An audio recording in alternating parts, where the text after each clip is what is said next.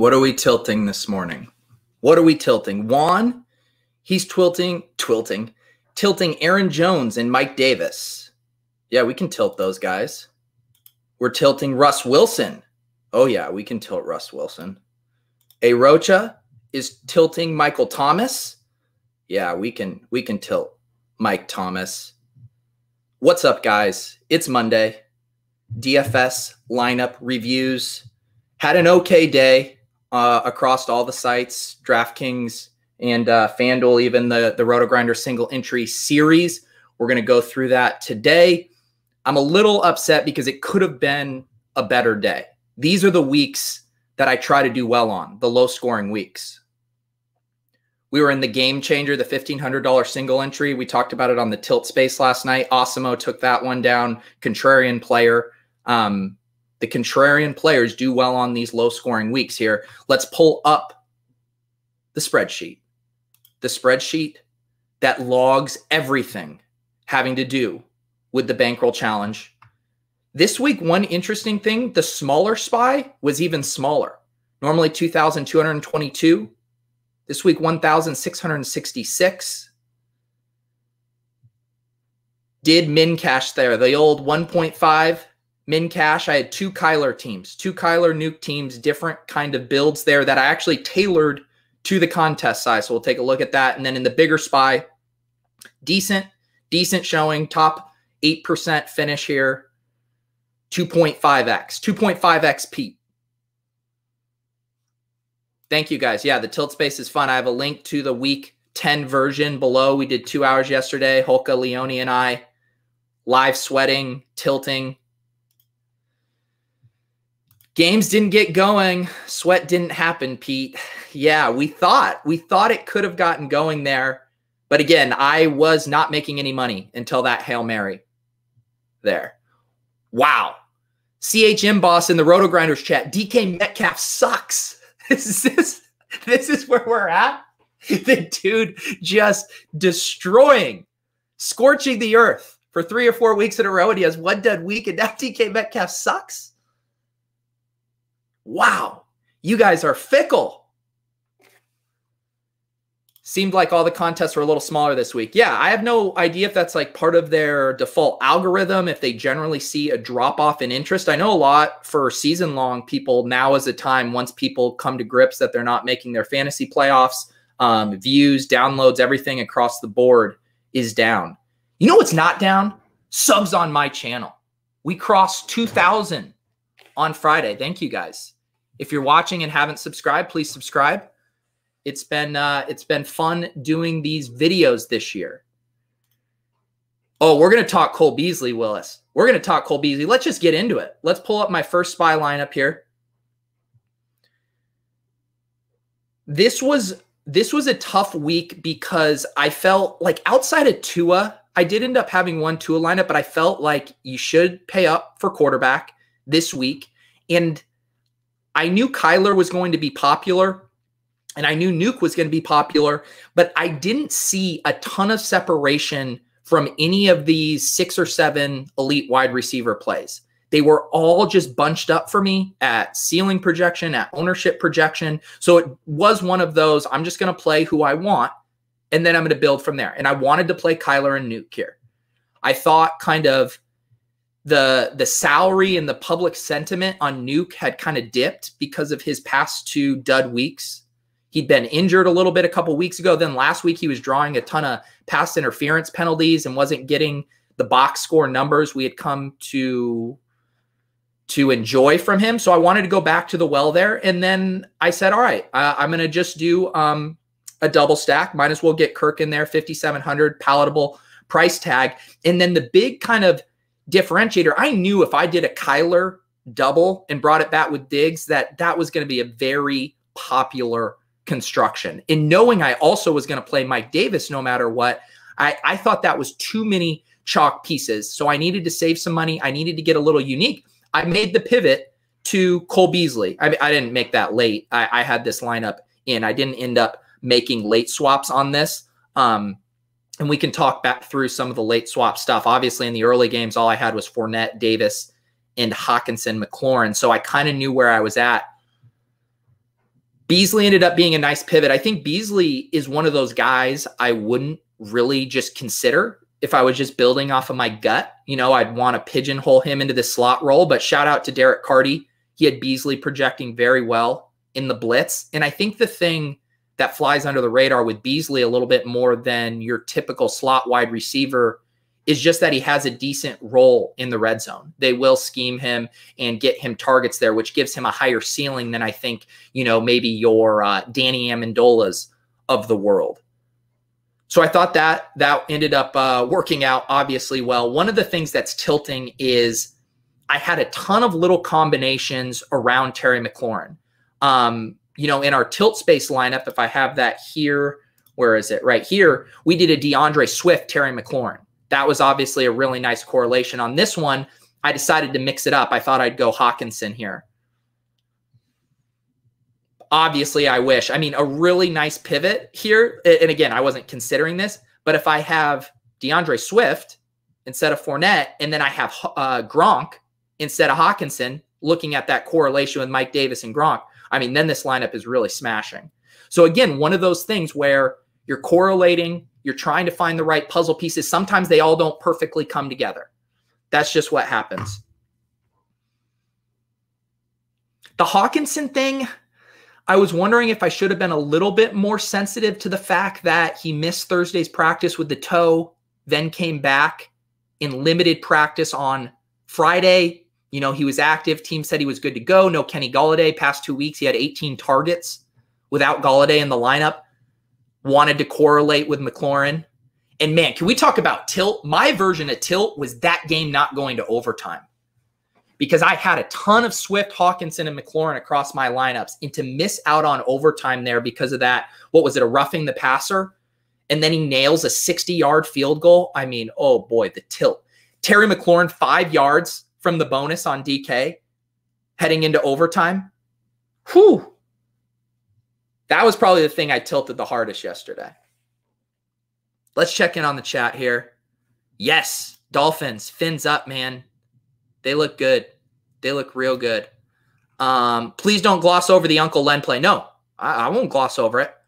One of the things that I was looking at, and I had these 4 or 5 running backs that I was looking at in the 5,000 to 5,600 range. And I'm looking, again, strictly at ceiling projection and ownership. And I'm looking at all these guys relative to Duke Johnson, and they all look like the same play on paper to me. I'm not seeing a different proposition from Gio Bernard, Leonard Fournette, DeAndre Swift, Antonio Gibson. And so I thought Duke Johnson was an easy fade at that price point and at that ownership.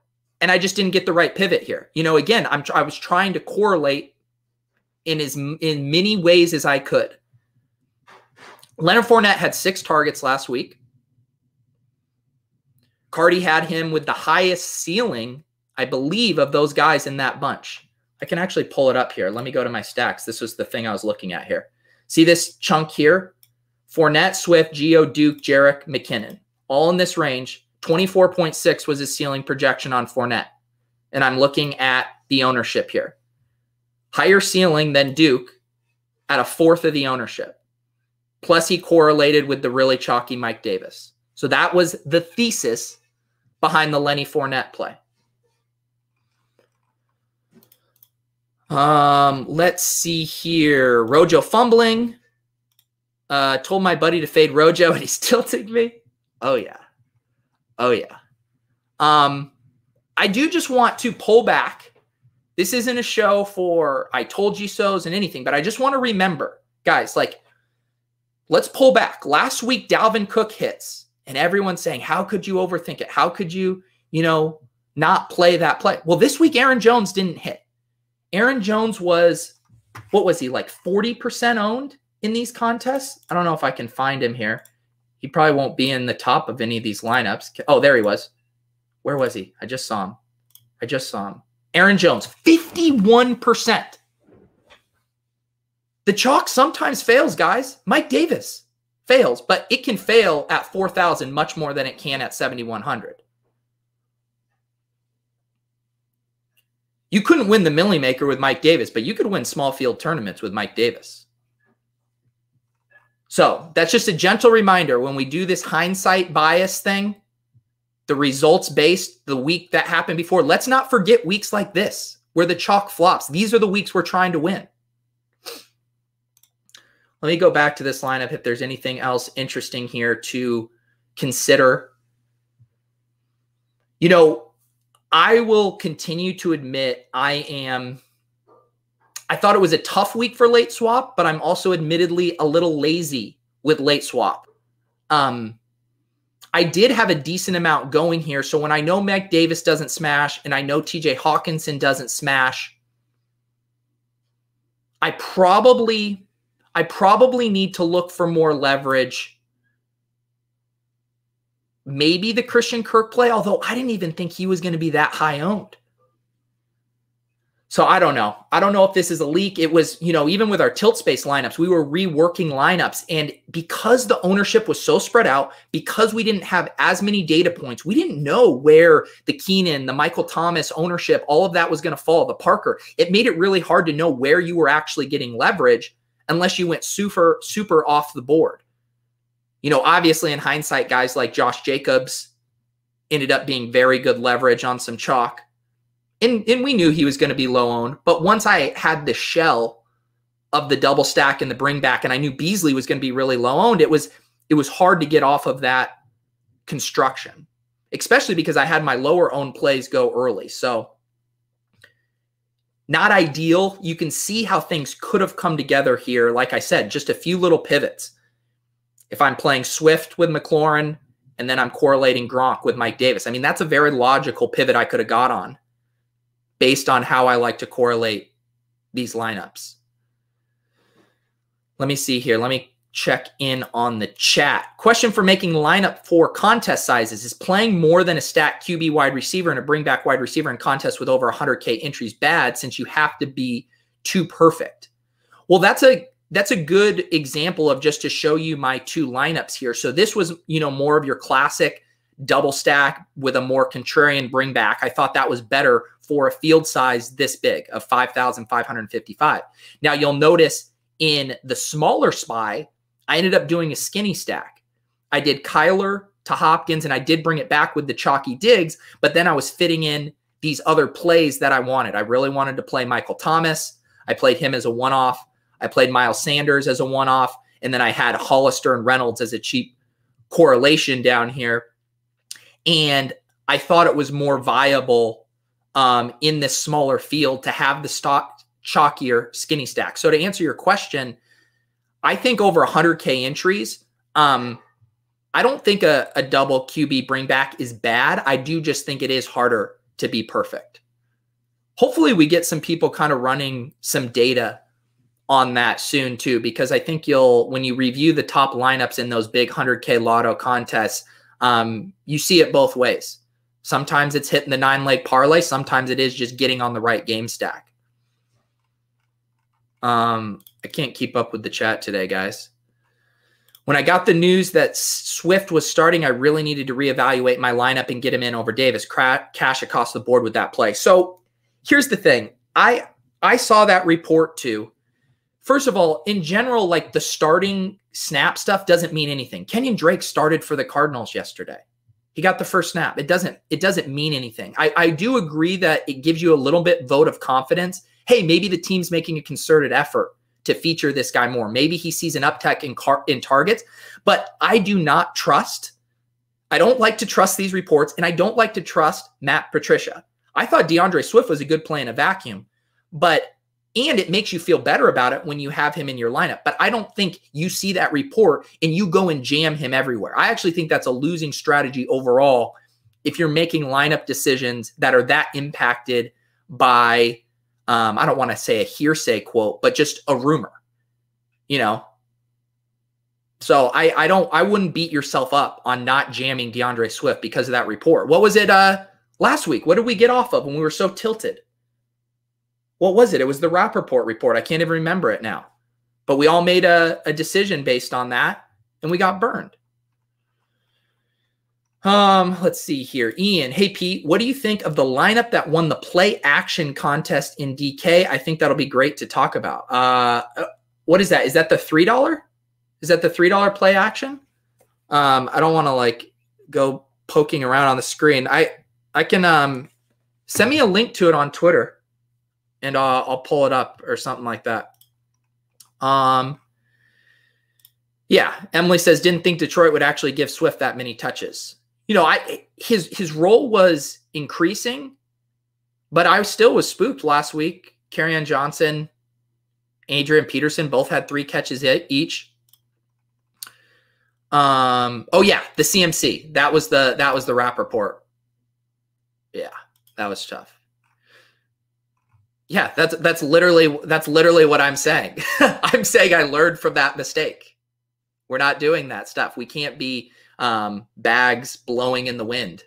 So it makes you feel better. I think it's good for tiebreakers and stuff, but we can't be making decisions on these reports.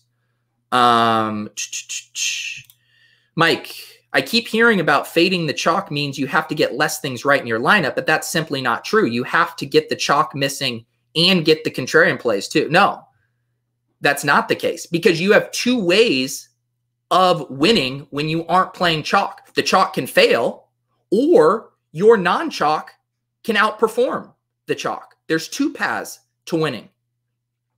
It doesn't just have to be in the chalk. Like when the chalk's expensive, we see Devontae Adams. He scores 20 DraftKings points. That's a failure at 9,000. That's a failure. You need 35 points from Devontae Adams at 9,000 to pay that value off.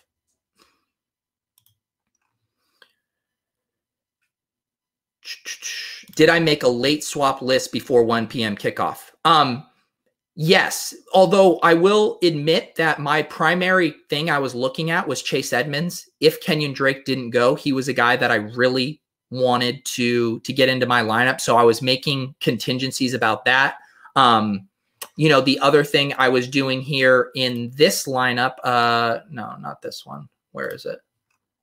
Where's my one that had Raiders defense? Yes, in this one, by playing a late defense too, I wanted to give myself full flexibility if I did want to get up to Chase Edmonds and redo the defense as well. So those were some considerations I made. Ultimately, it was really hard to get a read on that ownership. It was really hard to know of the Lockett, the Kupp, the Metcalf, the Woods, the Keenan, the Michael Thomas, where all that ownership was going to settle in there. It was hard to make those pivots. The one thing I felt good about going into Sunday of the elite wide receivers, I felt pretty confident McLaurin was going to be the lowest owned of that group. And that ended up being true. Metcalf ended up being pretty similar. Is the rake in the game changer significantly less than the other contests? Yeah. The higher buy-in you go, the less the rake is. I like using the RotoGrinders Chrome extension because when you're in the lobby, it will overlay the rake onto those. I don't know if, see this right here? You see the margin? The margin is the rake. So you see like in the Millie Maker next week, $20, they're taking a 15% rake. Now you look at the $100 SPY, it's only a 9.96% rake. Oh, we go up to the Juke, 9.86. So the higher you go up generally, the less the rake is. And so I like using this RotoGrinders extension. It also shows you overlay. If a contest isn't going to fill, that doesn't happen a ton in NFL. These things generally fill. And then you can also see, oops, yeah, I'll show you here. You can also see the percentage that is going to first. So here in this, I'm looking at a showdown juke. 20% goes to first. It also shows you what min cash. Min cash is a 2x here and pays 22.12% of the field. So that's an important part of game selection too. Looking at the differences in these tournaments, and you can generally tell based on how much of the field gets paid. If it's a 2x min cash, those are generally pretty good structures, under 10% rake, but this is a much higher buy-in tournament.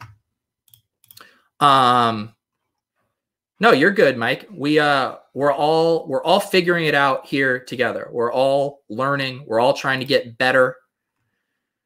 RotoGrinders extension, tell me more. Yeah, it's great. I love it. When I'm building the lineups, you can see the ownership percentages in there. You can overlay fantasy points relative to ownership. It just gives you, it's really nice when you're building to kind of quickly get feedback of like, holy cow, I have a chalky build, or holy cow, this is maybe over leveraged. I can play something a little different. So yes, highly recommend that. Let's see. I feel like I'm all over the place today. This other lineup I was talking about here, I'm a little bummed out on the Miles Sanders play. I knew he would settle. I shout out to the RotoGrinders ownership projections because they had him settled right in here at about 16%. If Chase Edmonds had opened up, I think Miles Sanders ownership plummets. It did not, and I don't think it's a bad play there, but that play, I was hoping to get it more, sub 12%. Even Josh Reynolds was projecting in the 5 to 7% range, but in these single entry higher buying contests, the field's just too sharp. Reynolds was a great play. Hollister, I was talking about Hollister all week, and it was a tough lesson in looking at, if you looked at the rolling like 3-week stuff, right? It did seem like Hollister had emerged in that tight end group. He ran more routes than any of them, had 6 targets last week. But again, we saw this as a 3-way tight end committee with Greg Olsen and Will Dissly. And so it burns you. But again, on a week like this, when Rob Gronkowski is the highest scoring tight end, I really don't mind. I think as long as you aren't, as long as you're getting a cheap tight end and you're correlating it in some way, I think you're doing fine. I mean, tight end is so gross. We played Gronk in one of our tilt space lineups. I didn't want to do it. I was like, this price tag, what was he, 4,700? I'm like, that's ridiculous. But it was in a Brady stack. And you're getting rid of the tight end position, you're correlating it, and you're moving on. Let's see here. Jonathan Carter took down your Bankroll Challenge tourney. Let's check it out. I have this pulled up over here. Let's see what Jonathan did. All right, I have to move your thing so we can see your full lineup. Kyler Murray, Alvin Kamara, Aaron Jones, DeAndre Hopkins, John Brown. Ooh, DJ Moore, sick play. Dawson Knox, Josh Reynolds, Rams D. Okay. The Kyler to nuke, bring it back with John Brown. That was going to be popular. The play I love here the most is the DJ Moore play because he faded Mike Davis. I didn't have the stones to fade Mike Davis in contests this small. But again, one of the things I've been talking about is if you're going to fade it, like fade it in a purposeful way. And what is a way that you can actually leverage the Mike Davis ownership? Well, how about a guy on his own team at a similar price that could go off? And that was DJ Moore. So I thought that's a really good pivot. Like you're not just completely fading Mike Davis. You're saying to yourself, if Mike Davis fails, who are the people in this game that could stand to benefit? And I think DJ Moore and Curtis Samuel both would have fit that bill. Speaking of bills, Dawson Knox, again, a punt tight end. He didn't do anything, but it doesn't matter. He was cheap and he correlated with this double bring back on Kyler Murray. I think you could have played Dan Arnold too with that same logic. Played Kamara and Jones as one-offs. Josh Reynolds as a one-off. And Rams D. Easy game. Nothing too fancy about this lineup.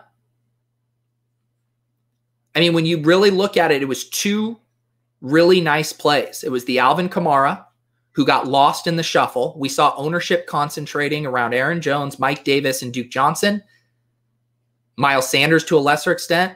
Alvin Kamara flies under the radar. 16% in a really nice spot at home in the Dome. That's a nice play. And then DJ Moore, that slight pivot off the chalk. I think that's really nice. Donnie Watson in the RotoGrinders chat. Peter, did you ever consider getting off of Davis at that ownership with wide receivers like Beasley, Amendola, Reynolds, plays at similar price points? I did not. I did not consider getting off of Mike Davis. I mean, when I looked at his points per dollar projection on the blitz, I mean, it was the highest I had seen this year for a running back. I know there are factors coming into play. There are increased usage of Curtis Samuel. I mean, they're giving Rodney Smith touches. Maybe we needed to slightly adjust our priors on Mike Davis in a workhorse role. Even if you adjust for that, he's still projecting like an insane play. The crazy thing about Mike Davis to me is Mike Davis was 4,000.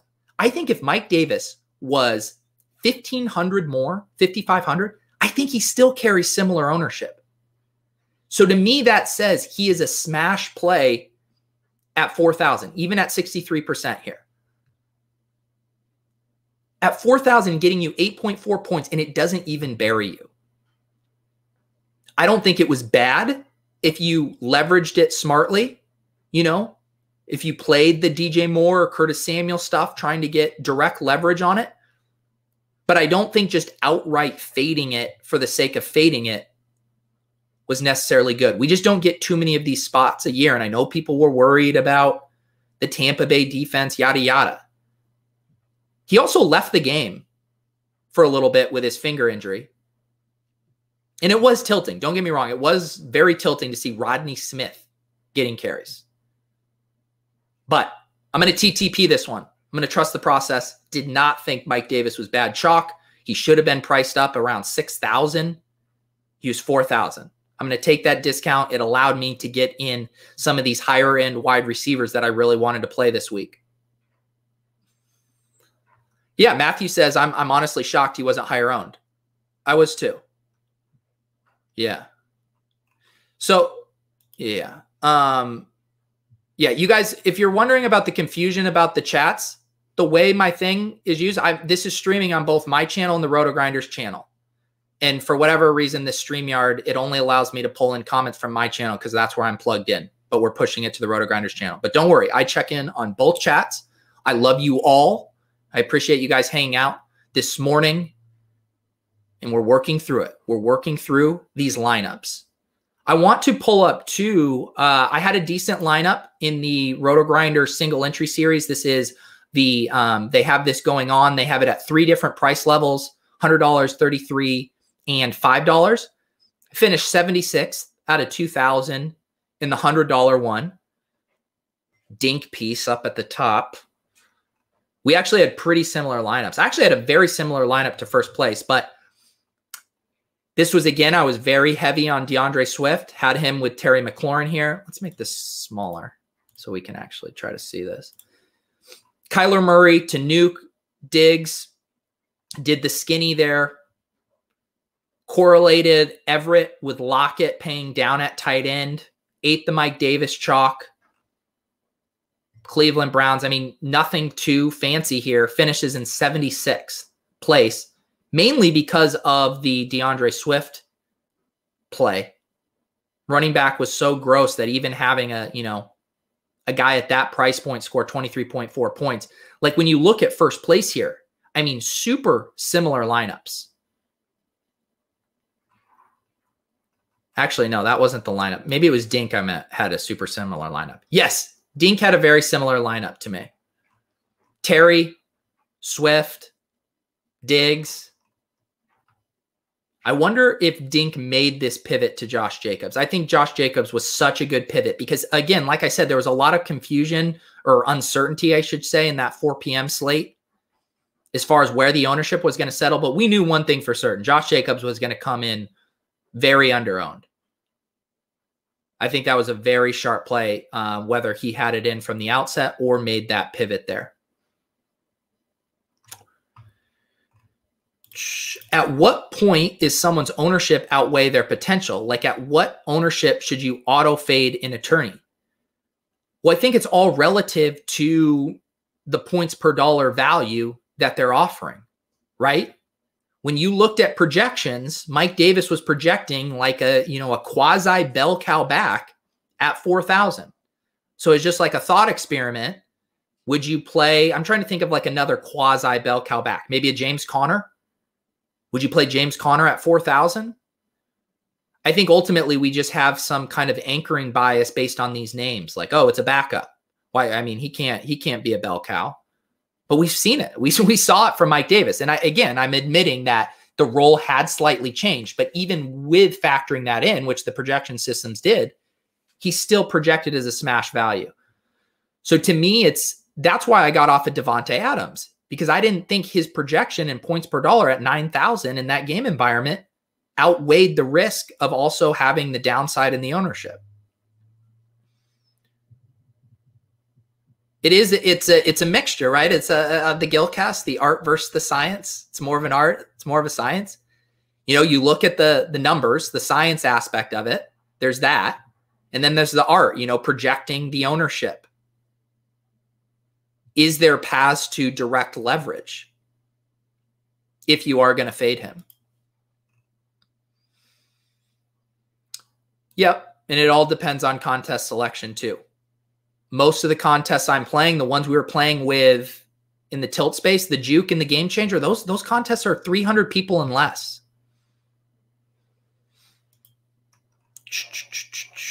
Things we learned. Weather in Cleveland is bad.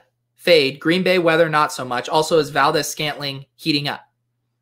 Yeah, Valdez-Scantling is who we thought he was. He's a boom-bust receiver. That can, I don't want to say break the slate. I mean, he can. He didn't do that yesterday. And it's tough, man. That win stuff is tough. Like the forecast from Kevin Roth on both the Cleveland and Green Bay games were very similar. 20 to 25 mile per hour sustained winds with gusts reaching all the way up to 50 miles per hour. It seemed like it affected the Cleveland game. In Green Bay, Rodgers is throwing, 75-yard touchdowns to MVS. Didn't seem to impact it. It's tough. It's tough to know how to do that, how to make decisions on that. I ended up mostly fading those games. I had learned my lesson a few weeks ago with the Cleveland game with the 50-mile-per-hour gusts. I saw that Daniel Carlson field goal kick go sideways, and I said, I want these games on the fast track where they can speed up without weather concerns.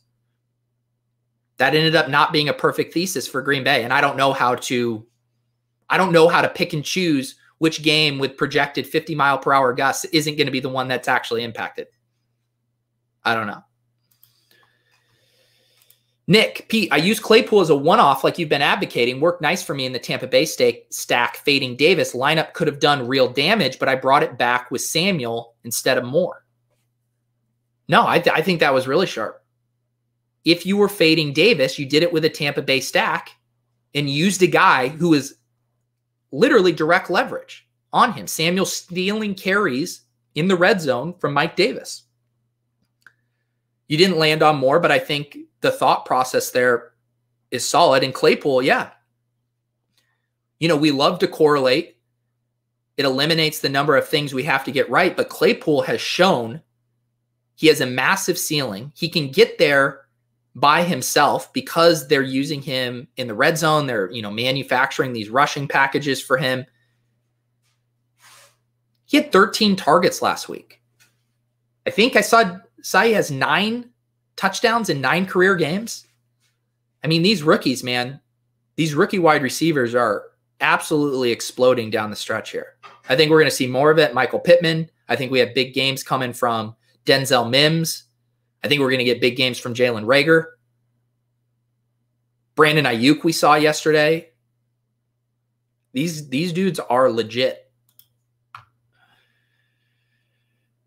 Let's see here. Yeah, the ref did have a really nice block on that for sure. Also, the other highlight in that game, Keelan Cole, the okey doke on the punter, J.K. Scott. Oh, man. Tough scene for J.K. Scott getting okey doked out of his cleats by Keelan Cole on the punt return. Mark Derrick in the RotoGrinders chat, is Slant Boy toast? Man, that was frustrating having him. If I pull up this was our lineup that Holka and Leone had in the Game Changer, $1,500, $50K to first, 154.2. We were never catching Osimo here at 182. He pulled away. But man, we just needed anything from Michael Thomas, and we could have moved up nicely here.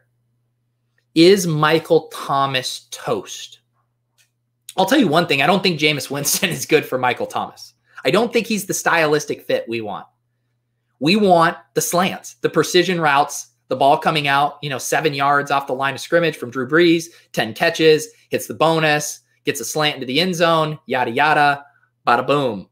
Jameis Winston, I don't think Jameis Winston is quite known for the precision accuracy we'd like to see with a guy like Michael Thomas. So I think I saw his price has only gone down 100 to 7,300. They get the Falcons this week. We'll have to see where ownership shakes out on that. The price is right. Again, I don't have an opinion on it right now. It'll be dependent on ownership. If Michael Thomas is sub 10% at 7,300 against the Falcons, I will probably have some Michael Thomas. He didn't even look. I mean, Jameis Winston he was looking for him multiple times. He had a couple balls that sailed over his head, that got tipped, thrown behind him. So it wasn't like Michael Thomas was just completely phased out. And then also Alvin Kamara ended up getting the 3 touchdowns. So I'm not ready to say he's toast. Basically, when I think of my idea is a guy toast is, would I consider playing him next week? Do I feel sick to my stomach thinking about playing a guy? I don't feel sick to my stomach thinking about playing Michael Thomas at low ownership next week.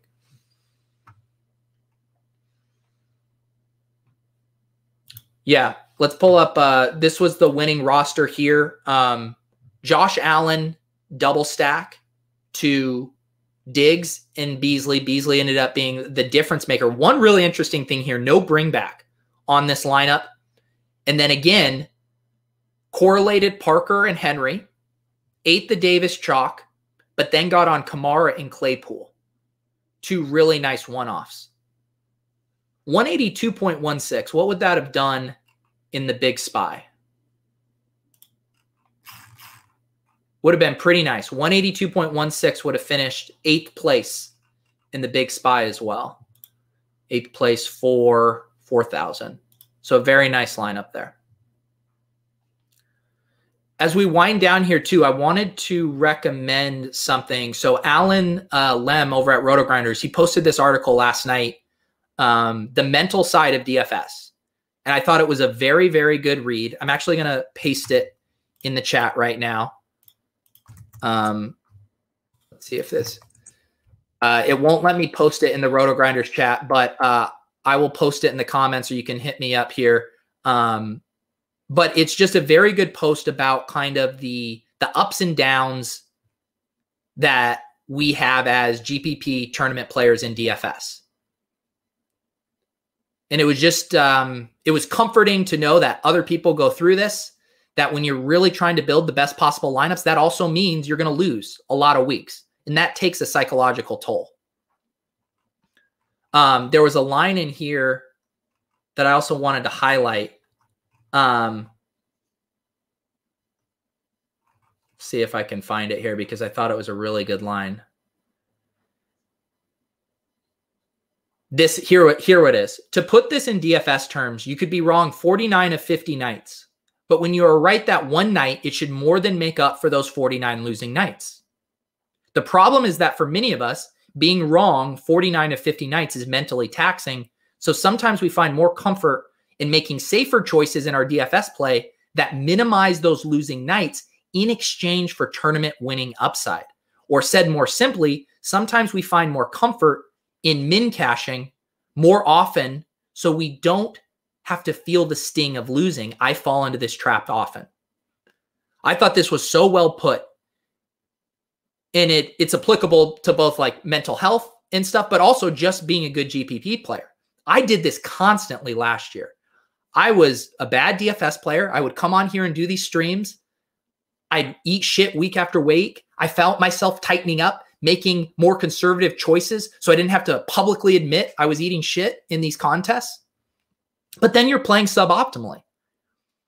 And I think, I've been talking about this lately too, but if you are playing these GPP tournaments to win first and you can't stomach losing 49 of 50 nights, I know that sounds extreme, but if you can't stomach that, you're probably playing stakes that are too high, or you're being too conservative with your lineups and not giving yourself a chance to win. I'm fully prepared now to come on these shows and have you guys make fun of my lineups for bricking out. I don't care. I will lose every week. I will have people in the chat tell me I'm trash because I've gotten near last place. I don't care. But I've come to peace with that. But I understand that it's hard to come to peace with that. And so I recommend reading this article from Alan because it is legitimately taxing and exhausting. It's so fun. But man, I feel that pit in my stomach too after slates where it goes bad and you're just like, man, this isn't fun. What am I doing? So make sure that you're taking care of your mental health while doing this because this is supposed to be fun. But if the mental health downsides outweigh the fun and the action, then you need to pull back. So I just wanted to highlight that. I thought that was an important thing and a really good read by Alan there. Let's see. When I first started DFS, I was scared of losing money. I fortunately built a bankroll enough that feeling of losing money while knowing that I'm making the correct decisions gives me solace, for sure. And it also goes back to that thing about the contest selection.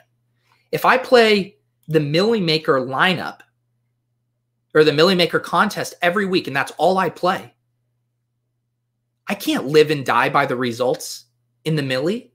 It's a lotto.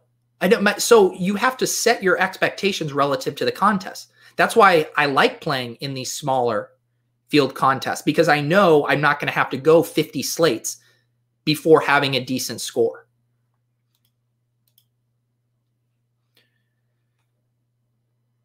Let's see here.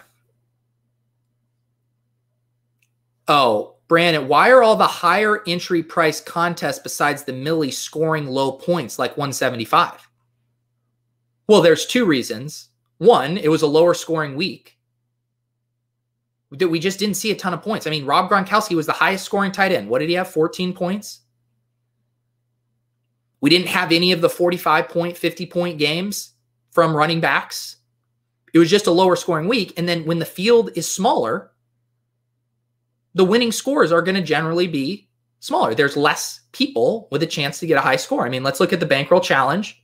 This is a 200-person league. Jonathan Carter, shout out Jonathan Carter in the chat earlier, 175.7. Let's see what it took to win the big spy. 50,000 people, it took 190. The smaller contests are generally going to have a smaller threshold to winning.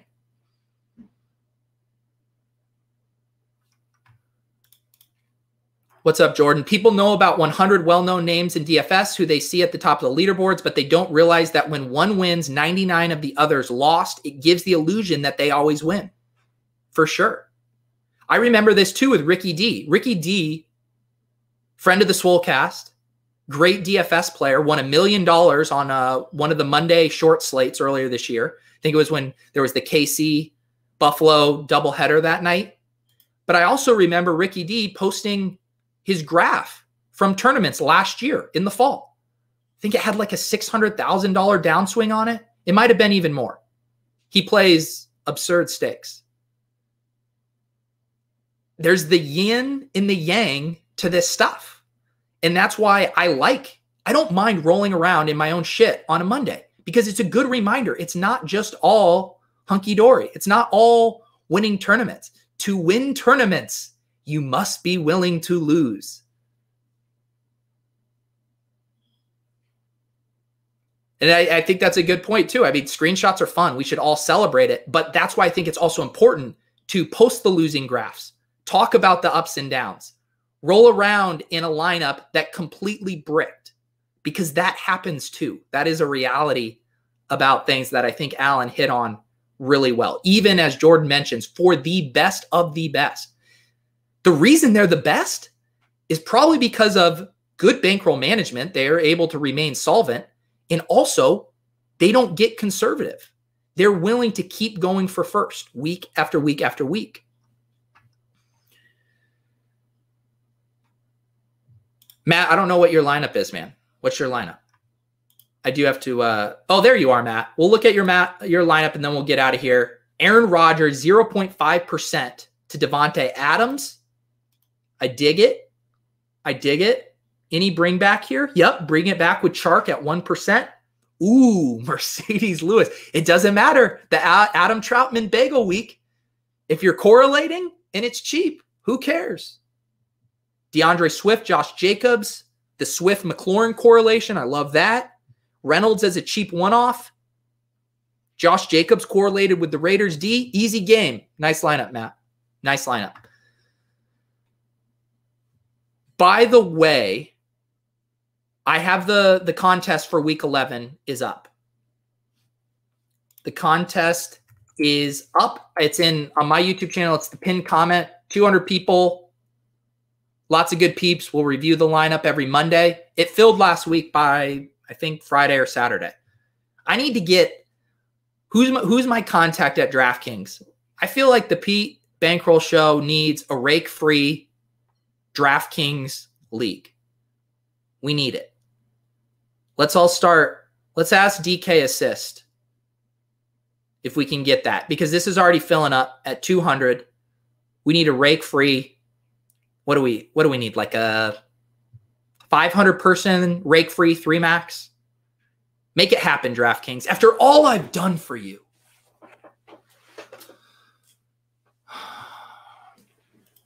I got some good single digits rock star lineups this week. Nice work, Fanful. Yeah, I was with Jordan. The off the wall stack I did was the Tua stack. That one was nice. I was listening to Jordan does the advanced analytics show. They talk about the correlations there. Parker and Gesicki having one of the nicer correlations, and also Jakeem Grant was super cheap. Jakeem Grant was popping in the blitz. It didn't quite get there, but I think that was the game to pivot to off of the super chalky ones. I play in the casual contest, and I'm about as sharp as a beach ball. No way, Emily. You're in here on a Monday morning reviewing our process, getting better. You are much sharper than a beach ball. Yeah, DraftKings told the Swolecast to ask around a tentpole event and they would give us a listener league. I need that Pat Mayo. I need that weekly 3 max rake free. All right, guys, this has been fun. Every Monday morning, 10 a.m., we will review the highs, the lows, checking back on the challenge, nice week. I don't get as excited about these min caches. To me, it's like it's a reminder that I was close to cracking the top, but not close enough. But Bankroll Challenge gets back. We're at 650, down 350 on the year. Looking forward to next week. We'll take some time off tomorrow, mental health break tomorrow, and regroup for week 11. So thank you guys for coming, hang out. Hit the subscribe button. If you're not, hit the like button. Hop in the Discord channels, both RotoGrinders Premium Discord and my Discord. Great places to converse. For my Discord, you can check the show notes down below. And have a great Monday, everybody. We'll see you guys on Friday for the build show. I'm having James McCool on. That's Blender's podcasting or masterclass course, Podcaster in Crime, James McCool. We will talk to him on Friday about DFS tournament strategy. I am rambling. Have a good day, guys.